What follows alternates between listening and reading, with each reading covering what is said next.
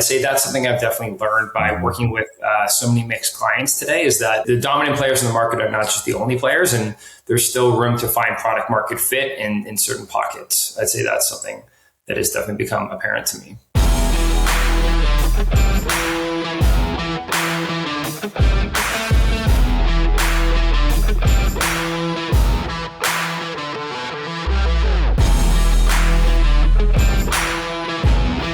Welcome to Digital Hospitality. I'm your host, Sean Walchip. This is a Cali BBQ media production. Our deep thesis, we've been doing this show since 2017 with a belief that every business needs to build digitally first, especially brick and mortar businesses like restaurants. We also believe that every business is in the hospitality business, whether they know it or not.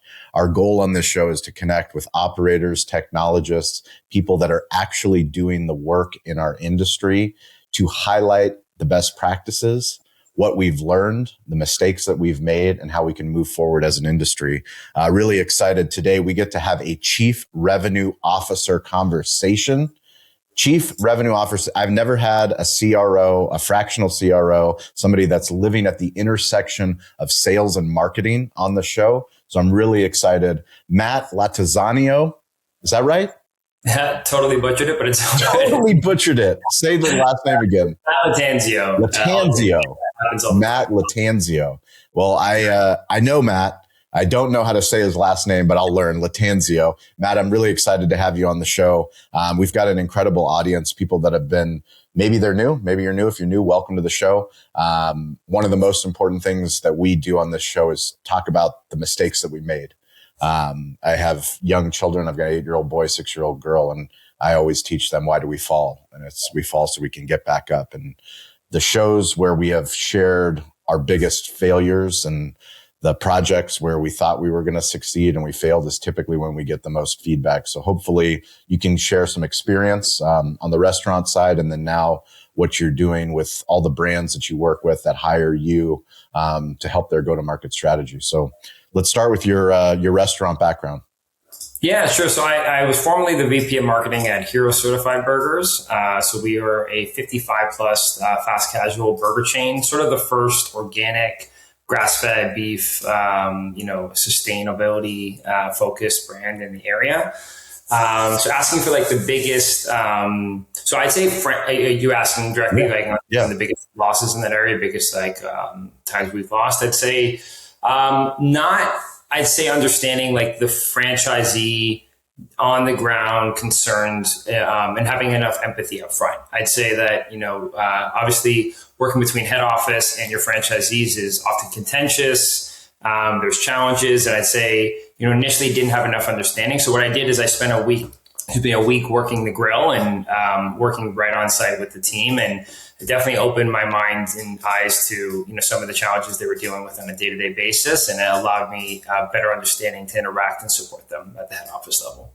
Yeah, it's interesting for me. We have 3 locations in San Diego. We only had 1 location until we started opening up ghost kitchens. We opened ghost kitchens, closed ghost kitchens, and then now we just have our stadium location, our Navy base, and our other location, our main master smokehouse. But when I think of like sales and marketing and operations, like as an independent, I've lived it with Eric, he's my chief financial officer, of like the things that I wanted to do to drive marketing, to build sales. But then from an operational standpoint, it's a lot of, there's a friction that exists. And when you're talking about corporate office down to a franchisee level, there's this friction of like, is this the right thing to do? And then what is the result? Is the result actually a profitable promotion, or is the result chaos and we should have never done this and we're actually losing money? Yeah, no, 100%. And I think like the goals are often misaligned, right? And, they have their own personal financial motives for owning a franchise. You as a franchisor need to ensure that you're scaling and operating real estate properly, operating efficiently, you're bringing in more customers. That's sort of a shared responsibility between, I think, head office and the ground level, is who's actually marketing, like is it on the ground marketing? Is it brand marketing? And that's they're not always the same object or initiatives that go into that same shared goal, I'd say. Let's talk about that, because that's something that us as a media company, we recently, top of funnel marketing versus bottom of funnel marketing. Why don't you give us a marketing 101 of the difference between brand and let's drive traffic into this store? Yeah, no, That call to action.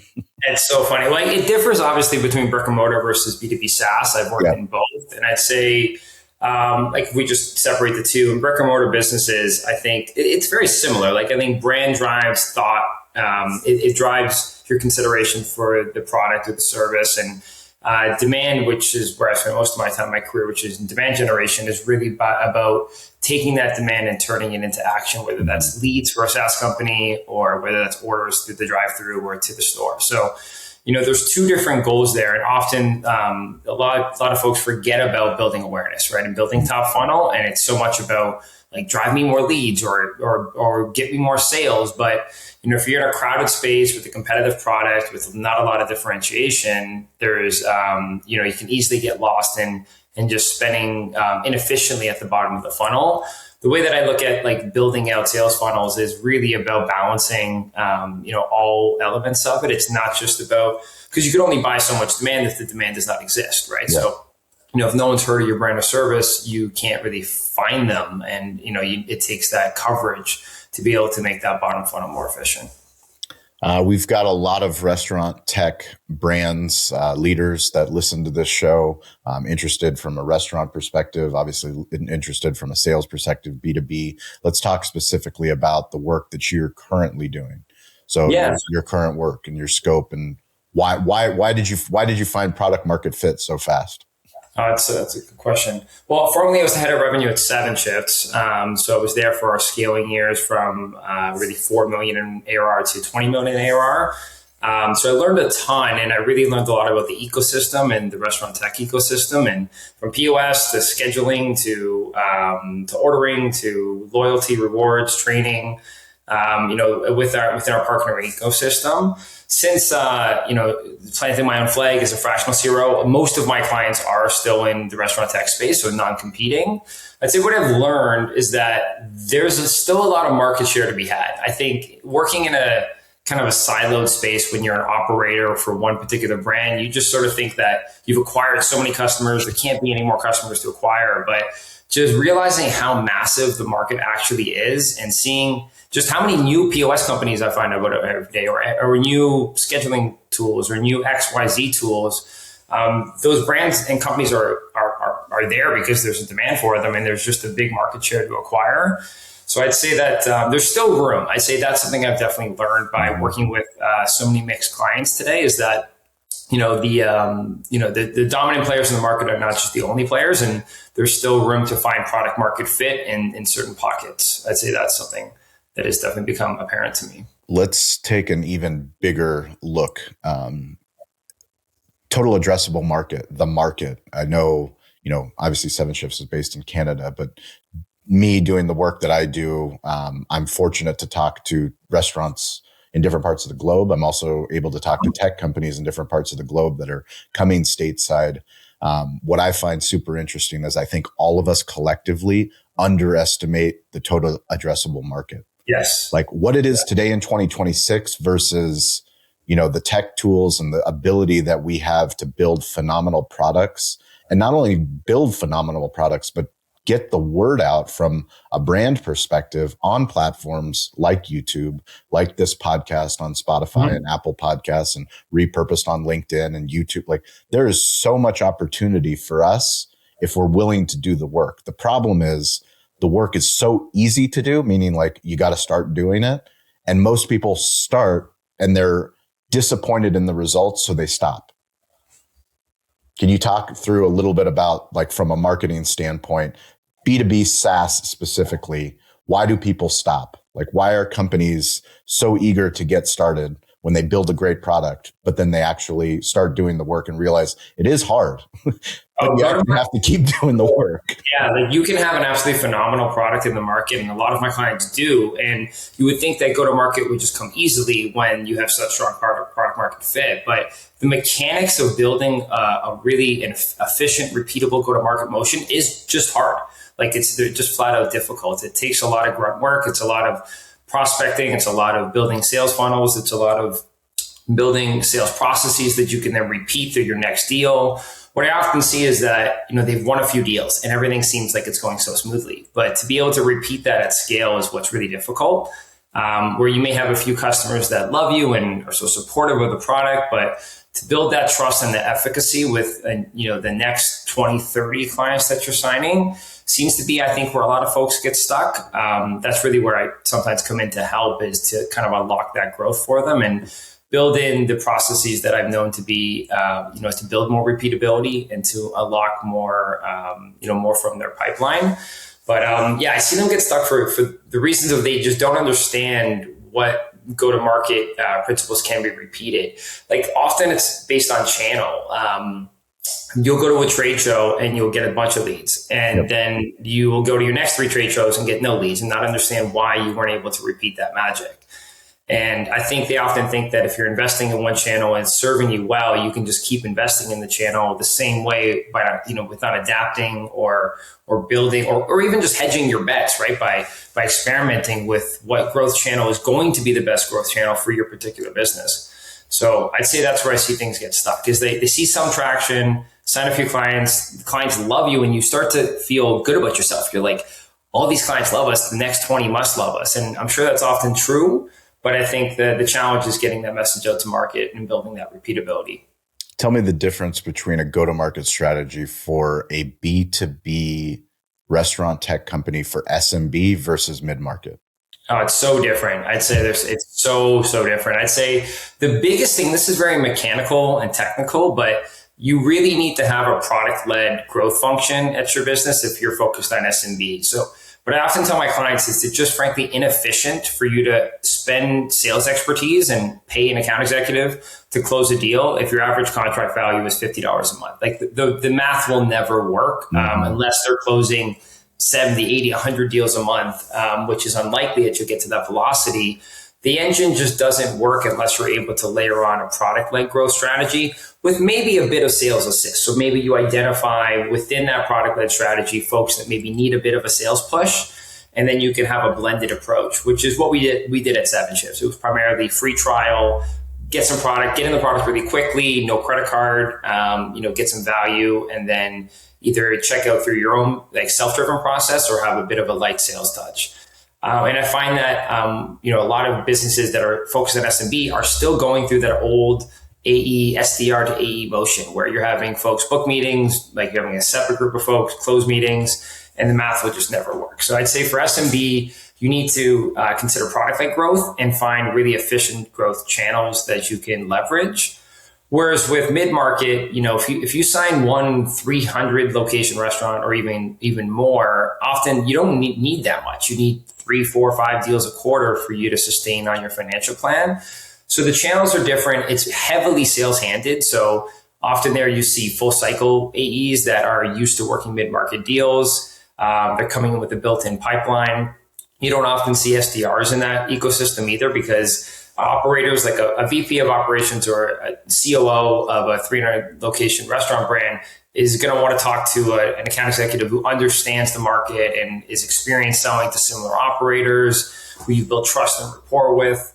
And marketing in that scenario is really just to support sales. So the goal of marketing in a mid-market driven organization is to provide sales with whatever they need, whether that's scheduling the trade show and making sure that they have the assets needed to maybe some account-based marketing on LinkedIn, giving them the white papers and the assets, basically just arming them with the utilities that they need to go and get those deals signed.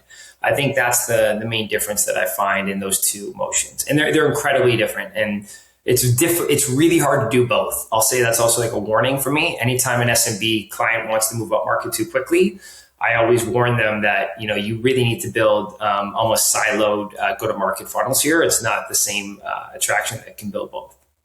If somebody's listening, we have lots of account executives that listen to this show. Thank you. If you're an account executive, for listening to this show. Let's share some best practices. Who are the best that you work with? Give me a story of the type of person.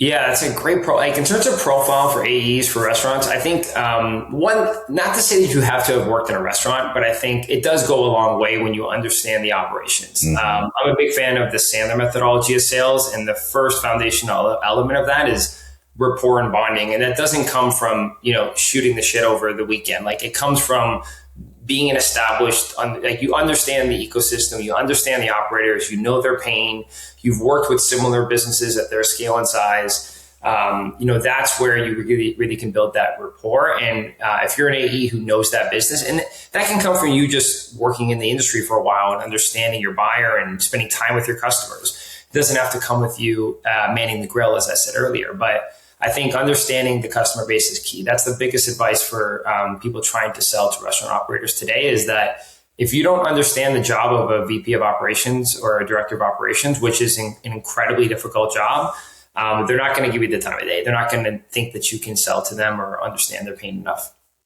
If you were advising a tech company today how to get the attention of Cali Barbecue, what would you do?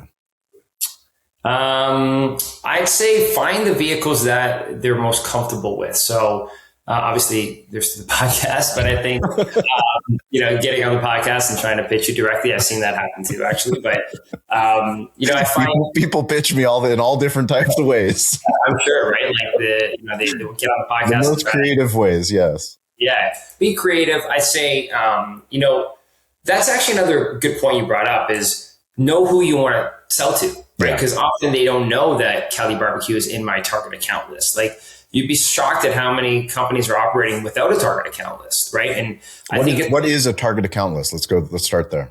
Sure. Yeah. It's a really vetted list of accounts that you collectively agree on between sales and marketing. So a TAM is or a TAO is essentially if you got an opportunity to sell to that client, you there's no way you would lose that deal. Yeah. Like the tech stack aligns, the ICP aligns, the market size aligns, all the characteristics that make it a good ICP fit are true.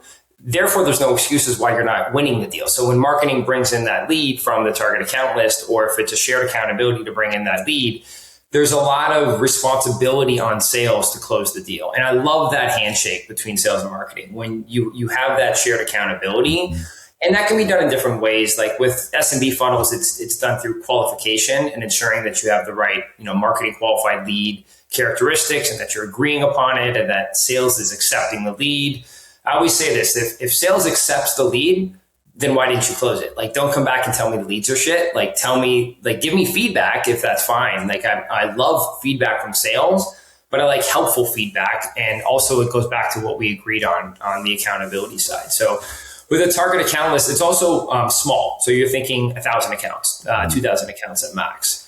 And once you've identified that, it's then marketing's job. It's in everyone's job from the founder down to get opportunity, get meetings with those opportunities.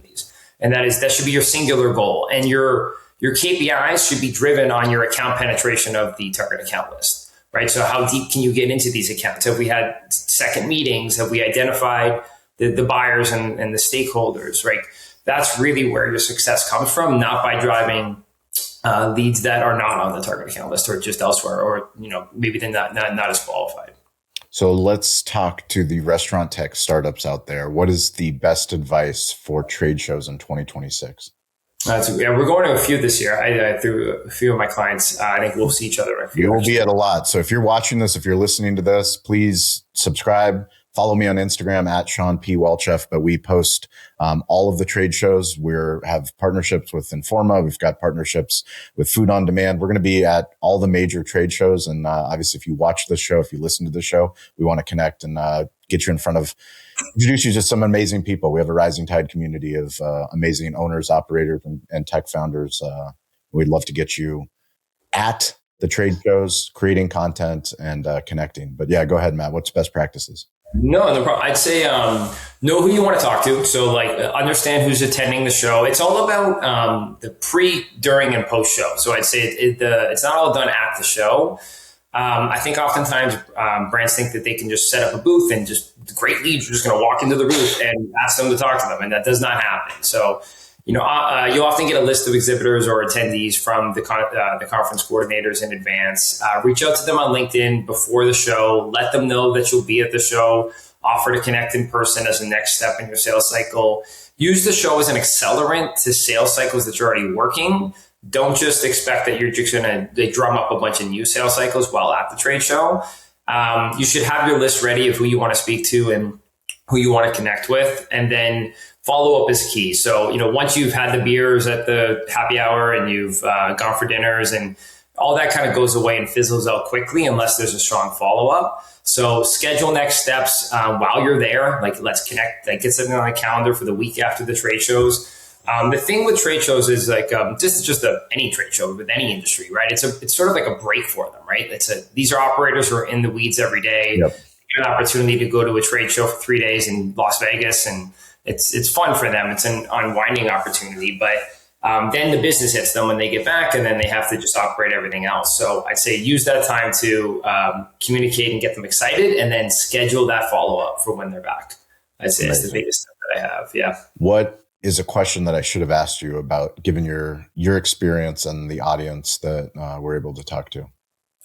I have a lot of experience in inbound. I'd say, with Seven Ships, inbound was our main driver of growth during the time that I was there, certainly. And it was probably 90% inbound growth. I'd say inbound has changed a lot in the last few years. It's, you need to hedge your bets more with, SDR, outbound motions. Trade shows are trade shows are inbound, depending how you define it, but different form of inbound. And paid ads are just as they were, but it's just more, what I'd say is what's happened over the last few years. It's just so much more difficult to get the same efficiency that we did 7 years ago. Yep. That's the nature of the platforms changing. There's so many technical reasons for this and why it's harder. AI is obviously a big, contributor to that of how people are finding search. Your website matters less than it ever did. Whereas, 5 years ago, that would have been the inverse, where your website was everything. Yep. So, they're finding out about you from different channels. So I'd say you have to have more of a distributed channel strategy today versus before. It's very difficult to have kind of an all-in one channel approach. But yeah, through my experience, I often advise on inbound acceleration, how we can get more growth, and it's still available. It's still a channel that can definitely be utilized, and it can definitely scale still, but it's just harder than ever, and it's more expensive than ever to get to the same thresholds as it was, when I was actually operating on the ground. Awesome. If you guys are watching this, listening to this, we do live shows every week, Wednesday, Friday. It's called Rising Tides Live. You can go to betheshow.media/rising tides to sign up to be a guest. Every Wednesday, 10 a.m. Pacific time, 1 p.m. Eastern time. Friday is our restaurant technology showcase show. You get to pitch the Tides. So if you are a restaurant tech platform and you want to come and let us know what you're building and why you're building it, you can reach out to Mike at CaliBBQ.media. He's the producer for that show. Matt, before I let you go, your personal tech stack, Android or iPhone? iPhone. iPhone, what version? Old. I need an update. I can't even tell you what number. It's my phone for me. I hate my phone. So when I'm at work, my phone is everything. But at 5 o'clock when I spend time with my kids, it's my phone's in a different room. So I don't even want to upgrade it because then it just becomes more addictive. Photos or videos? Photos. You take photos. Yeah. How many emails do you get a day? 40 maybe. 40. Maybe. Wow, yeah. That's pretty impressive. Yeah. That might be the lowest number anyone. You got good filters on. I do. Yeah, I'm really. I'd say 40. Are you inbox zero? How many emails do you have right now? I'm inbox zero. I have nothing right now. I cleared it up this morning. Fantastic. So is all your notifications zero? Are you a notification zero person? Yes. Yeah. I'm big on also using iPhone's personal and work and personal features. So I'm really diligent about kind of turning off notifications off hours and ensuring that they're caught up with. But notifications is how I manage my life. So it's important for me. And calendar maintenance I spend more time looking at my calendar than anything else, I'd say. Which calendar? Google? Google Calendar. Yeah, Google Calendar for sure. And then I integrate every client because I have multiple clients. So I have multiple emails. So I integrate everything through Zapier to create blocks in my calendar when I have an external meeting. And it's kind of a web, but it works pretty well when it's What's your favorite social platform? Instagram, trying to spend less time on it, but Instagram, I'd say 15 minutes a day is what I allow myself. Pretty disciplined. Do you watch YouTube? No, not often. No, not often. Yeah, No, I don't.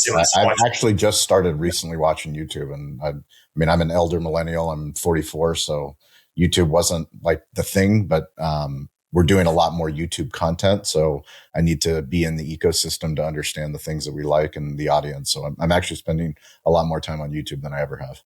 Oh, that's cool. I'll give it a shot. Yeah. But I'm spending enough time in the last 2 weeks that I've upgraded to premium. So YouTube got me. Yeah, they got me. Do you listen to podcasts or music, and which platform? Both, mostly podcasts. I'd say just Apple Podcasts. Is there and a podcast? I'm a Patreon member for a few people that I really like. Is there a podcast that we should be listening to, that our audience should listen to, that they don't know about? I'm mostly personal with podcasts. All the big ones like Smartless. Actually, a shout out to the Pete and Sebastian show. Sebastian Maniscalco is a comedian who I'm a huge fan of. Yeah, he has a podcast that's very underrated. So I'm a weekly subscriber there on Patreon, and then. Dave Gearhart is like a really good B2B marketer. He's someone I follow quite a bit. So his show is quite insightful. It's usually like peers of mine on the show as well. So it's really practical knowledge. So yeah, big fan of him. Do you do Apple Maps or Google Maps? Google Maps, of course. Yeah. Why not Apple Maps? CarPlay. Yeah, CarPlay integrates so beautifully. I think I know Apple Maps integrates there too, but I just find all my like locations are saved on my Google Maps. I save all the places I go to often, so they're all starred, so I can and reviews as well. I'd say that's another big part. Which AI platform are you using? ChatGPT, pretty basic user, if I'm honest. I'm still learning how. Like I'm 36, but I'm an elder millennial as well, I think. And, are you still an elder millennial? I don't know. Yeah, kind of. I'm a mid millennial. You're mid millennial. Mid-millennial, but for me, I'm finding it difficult to. I posted about this on LinkedIn the other day, where I'm finding it difficult to save real time. Like often, I'm prompt. Maybe I'm just a bad prompter, but I'm prompting so much and trying to get things to where it needs to be. And then it's a one-off task that I never need to do again. And I probably would have done it quicker if I were to have just done the work. Are you using the paid version? Yeah, of course. Yeah. Yeah. Interesting. Okay. Yeah. Any app that you use that we don't know about that we should know about? Notion is saving grace. It's not really an app, but it's there's an iPhone app for it, but it's a project management tool. It's really lightweight, easy to manage for a team of one. I have 5 or 6 consultants that work with my team as well on different projects, so it's our kind of team collaboration tool. And then I'm a big fan of Google Workspace. I'll just say that as well. There's a lot of benefits if you're on your own business. Google Workspace has a lot of free tools. Like Gemini is pretty great as well, and it comes built in. And then you get a lot of, there's actually a new DocuSign alternative as well that's included. Yeah, finally. What have we waited for so long? I pay so much for DocuSign and I use it once a month. Ridiculous. Right? I know. So there's a lot of benefits there. A friend of mine turned me on to that, that there's that built-in suite. So yeah, amazing. Google Workspace is great. If someone's listening to the show, they want to connect with you, what's the best way for them to find you? LinkedIn. So Matt Lattanzio on LinkedIn. I famously don't have a website. I'm seeing how long I can go without actually building a website. So yeah, you can DM me on LinkedIn. My email is matt@supplydemand.io. And that's it. Yeah, the best way to reach me. Amazing. Appreciate it, Matt. And as always, guys, if you want to reach me, @Sean P. Walchef. Instagram's the fastest. Thank you for listening to the show. Thank you for subscribing to the show. Please reach out to Matt. He's a wealth of knowledge. As always, we appreciate you guys. Thank you. Stay curious. Get involved. Don't be afraid to ask for help. We'll catch you next episode. Thank you for watching. Thank you for listening. If you've made it this long, you are part of the community. You're part of the tribe. We can't do this alone. We started, no one was listening. Now we have a community of digital hospitality leaders all over the globe. Please check out our new series called Restaurant Technology Substack.